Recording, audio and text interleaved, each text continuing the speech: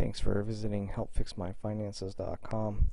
Once you make your purchase, you'll be brought to our thank you page, which will give you the option to download the workbook and textbook. That's completely unnecessary. Both of those materials will be available on the members only website. Anytime they're updated, they'll be uploaded, and you'll be able to download the most recent versions of both. But what will be more important to you is the passphrase.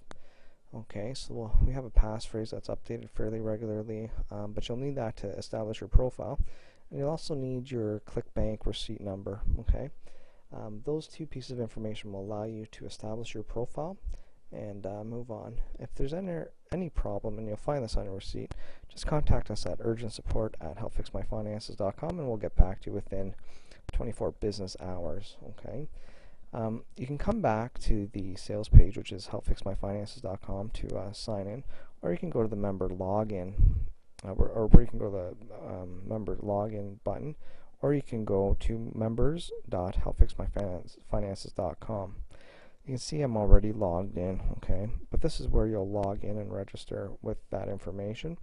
And once you've done that, you'll have immediate access to the website. The members only area will give you a bit of an idea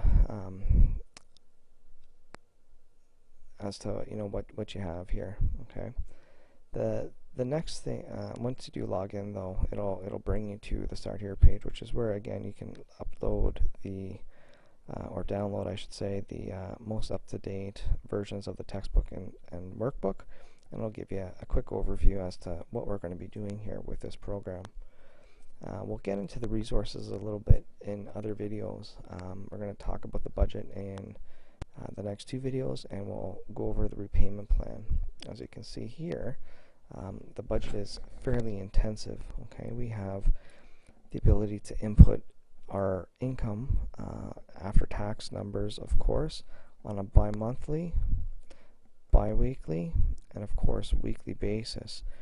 The reason why we have so many different fields is that sometimes you'll pay for certain benefits on one paycheck and not the other. For example, on weekly, you might pay for your retirement savings on pay 1, not on pay 2. Pay for maybe your medical benefits on pay 3, and maybe something else on pay 4.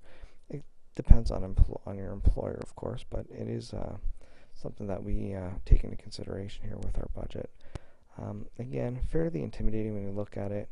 If you have a lot of debt, we have the ability to add more fields here.